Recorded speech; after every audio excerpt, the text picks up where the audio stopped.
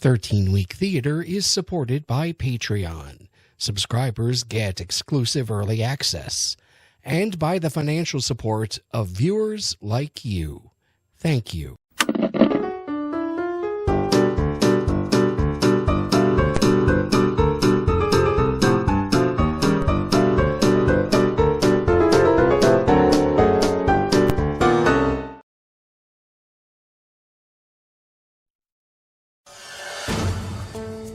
In 1998, Aaron Sorkin made his mark on television with Sports Night, a cross between a workplace comedy and, if you'll forgive the joke, an inside baseball approach to sports broadcasting. During its 2 years on ABC, the show gathered critical acclaim and a loyal audience, but not high enough ratings to make it past a second season.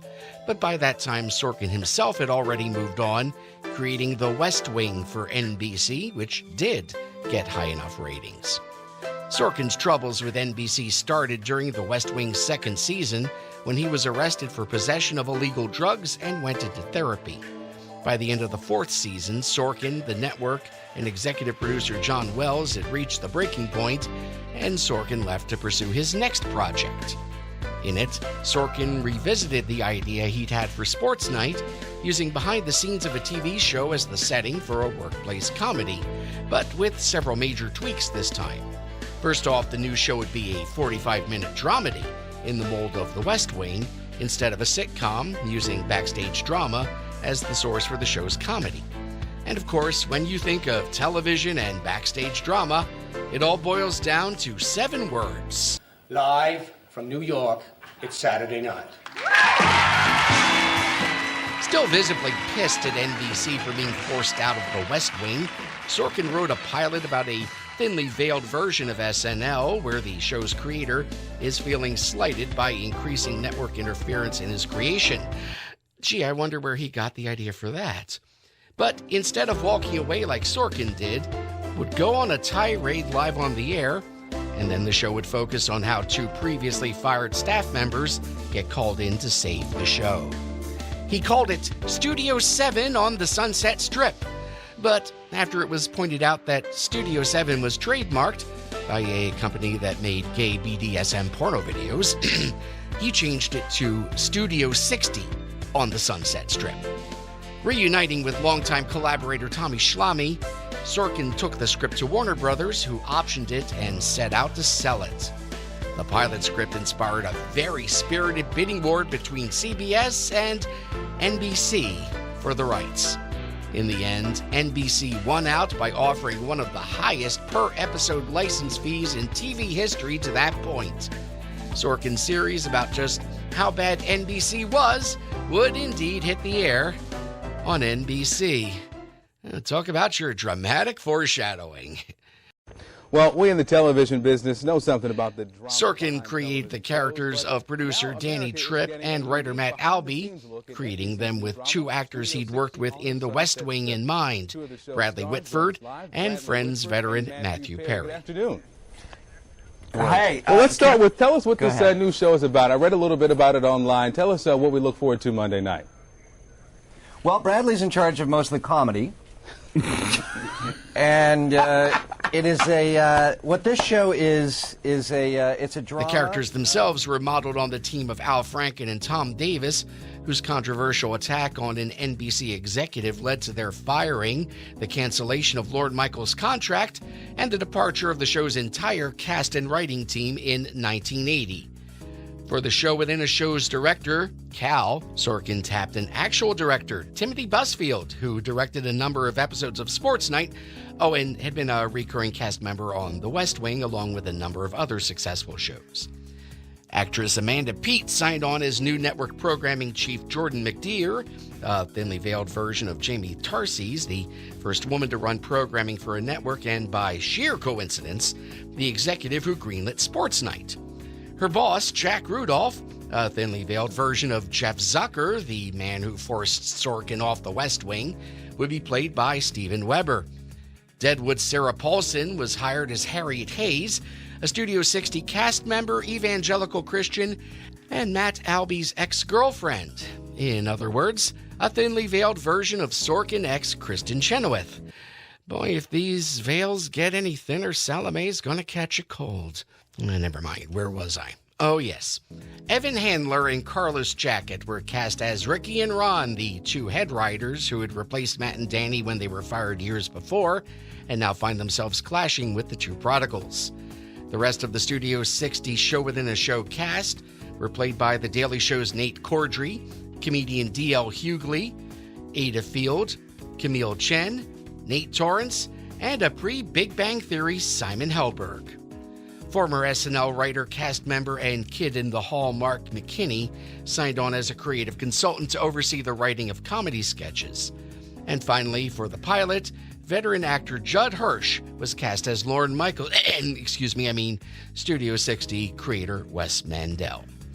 While ostensibly about Saturday Night Live, the show also drew heavily from Sorkin's own experiences, and not just his romance with Kristen Chenoweth. We're being given a chance to come home. 10 days ago, I tested positive for cocaine, and the insurance company won't bond me until I've had 18 months of clean tests. So I won't be directing movies for a couple of years.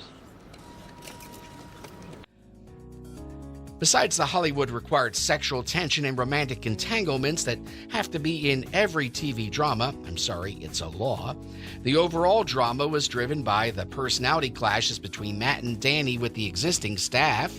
Just stop!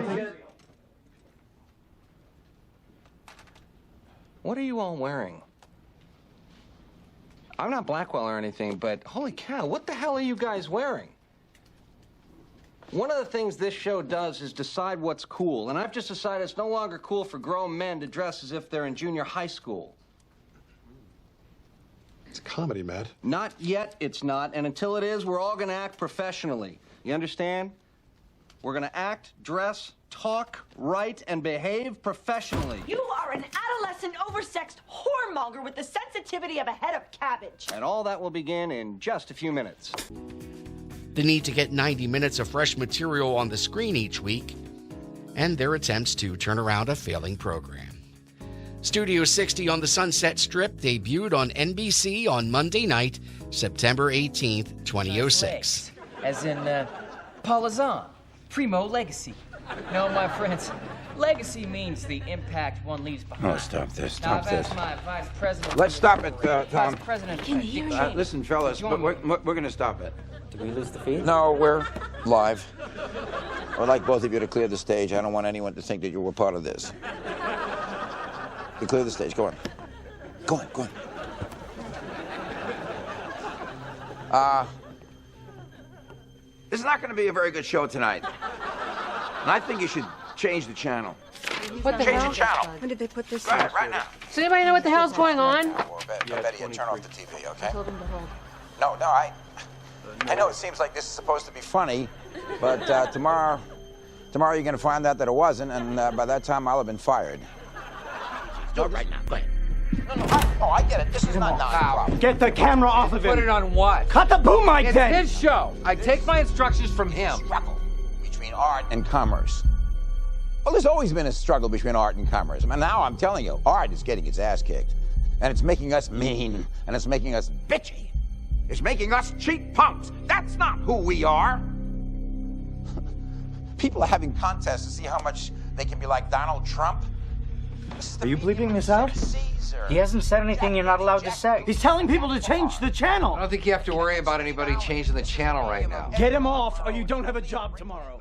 Hotshot creator, brilliant cast, popular subject matter. So, what happened? Tomorrow, here we go. See why over 26 million people love Studio 60. They're good people. They like to laugh. Yep, Studio 60 came out of the gate as a hit, ranking as the top-rated new show of the season. And then, 3 weeks later... Produced by Lorne Michaels as part of his own deal with NBC, 30 Rock was a sitcom created by Tina Fey, going behind the scenes of a thinly veiled version of Saturday Night Live.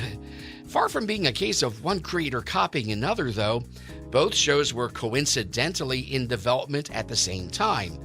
30 Rock in-house at NBC and Studio 60 at Warner Brothers, with neither Faye nor Sorkin being aware of the other's project until late in the process. It didn't take long for rumors to start that NBC had bid so aggressively for Studio 60 out of fear that the two SNL-inspired shows could end up going head-to-head on different networks and fighting over the same audience. It was also a poorly kept secret that only one of the SNL-inspired shows would make it out of the season alive. While the first two episodes posted ratings around 20 million viewers, they slipped in week 3 and even further after 30 Rock debuted. SNL fans felt more comfortable with the lowbrow comedy of 30 Rock, closer to the then-current version of SNL, than the pseudo-intellectual humor provided by Sorkin and McKinney. Her cell phone goes missing, now believed stolen, physically removed from the Half Moon Bay Ramada, or possibly lost during Bacardi Jello shot hour at Captain Luther's Shrimp Shack. We are joined now by Lieutenant Francois Lortel. Good evening. Good evening. First, is there any new news to report? This is a missing cell phone, and your program has had me on every day. I really should be out doing other things that really... Excuse me, sir, excuse me. I happen to be a former prosecutor. Yes, ma'am, I know that. So I would think that you, of all people, would want to see law enforcement able to do their job. Where are you standing? Police headquarters, which, as you can see, has no door or roof. And we're back. I'm Nicolas Cage, your couples counselor. And I'm here with Mindy and Jack. Jack! Before the commercial, we were talking about... I was just saying that I feel that Mindy could be a little closer to my stepbrother Phil. Don't worry, if I'm right about Mindy, she'll get a lot closer to your stepbrother Phil. You'll come home and find your stepbrother Phil in the shower, wearing your favorite felt hat! I'm not perfect either. Heroin? No. Well, what is it then? Sometimes I leave used floss lying on the bathroom counter. It's not a big deal. Jack, let me draw you a straight line between her floss on the edge of the sink and her used bloody syringes all over hand-stitched Australasian yoga mats. Science, the game show that tests our players' willingness to stand by what they believe to be true in the face of irrefutable scientific evidence to the contrary.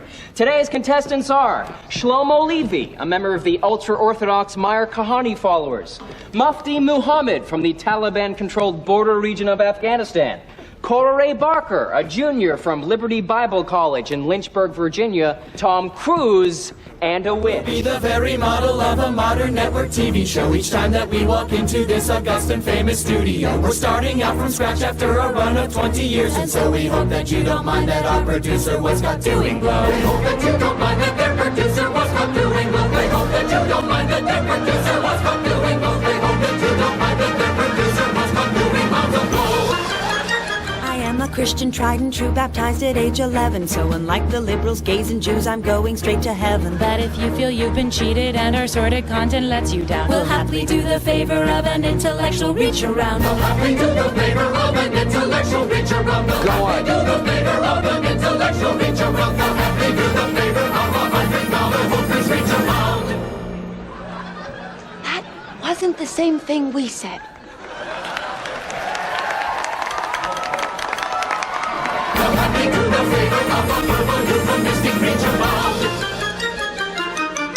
We know the evangelicals are lining up to tag our toe, and then the corporations will not hesitate to pull their dough. But still, when we walk into this august and famous studio, we'll be the very model of a modern network TV show. But still, when we walk into this august and famous studio, we'll be the very model of a modern network TV show. But still, when we walk into this august and famous studio, we'll be the very model of a modern network TV show.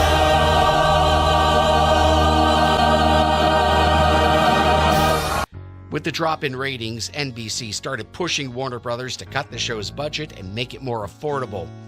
As a result, Evan Handler and Carlos Jacket were let go, the budget for extras in the cast was slashed, and Torrance Field Shannon Helberg would be featured in fewer and fewer episodes. But not wanting to just sweep the departure of two of the show's original cast members under the rug, Sorkin wrote it into the script. Matt, Danny, we have an opportunity to do this thing at Fox. Will you help us out? That's how a man talks. Do you care that we didn't do a very good show tonight? I thought it was fine, Matt. But I'm sorry if your ego can't sustain a week of not being called a genius. Descent spelled with an S. Are you going to let us have it? I don't know. Without the S, it's decent. The network and Warner Brothers also pressured Sorkin into using product placements in the show to bring in more revenue. He reluctantly agreed, but in a quintessential Sorkin jackass move, the placements would appear in scenes where the characters were complaining about how annoying product placements were. And finally, to help compensate for the loss of so many cast members, Mark McKinney found himself drafted into moving up from consultant to recurring cast member as writer Andy Mackinaw. It ran short because no one had to hold for laughs. It wasn't wasted time, though, because you gave people a chance to think about their lives and where they park their cars. Let's get out of here. No, stand right there another minute. Why? The metaphor. There you go. The cost-cutting measures ended up making Studio 60 less about a show inspired by Saturday Night Live and just another network drama. The romantic entanglements were played up. One of the characters suddenly found themselves pregnant. Matt and Helen made moonlighting Steve and Maddie look like balanced people who knew what they wanted from a relationship. And most importantly, the sketch comedy bits, the last real connection between Studio 60 and SNL, just about disappeared. The people who tuned in to watch a show about Saturday Night Live had lost just about every reason they had to watch the show. After a few weeks, the ratings did stabilize, and when the time came, Studio 60 ended the season with higher ratings than 30 Rock. But it was also more expensive to produce, and in dollar-per-viewer terms, Tina Fey came out on top. NBC pulled the plug on May 11th, but having already paid for the full 22-episode commitment, they kept the show on the air until June 28th, 2007. Sorkin didn't hold any grudges against Tina Fey. He even made a self-mocking appearance on 30 Rock a couple years later. Do I know you? You know my work. Walk with me. I'm Aaron Sorkin. The West Wing, Few Good Men, The Social Network. Studio 60? Shut up. The show's failure didn't hurt Sorkin's career or that of just about anybody in its main cast, and to this day it remains the only major failure in Aaron Sorkin's career. But just why did the show fail? Was it network interference? Tough competition? Or the fact that Aaron Sorkin is a workaholic control freak that's difficult to get along with? The answer, of course, is yes. So when we walk into this august and famous studio, we'll be the very model of a modern network TV show. So when we walk into this august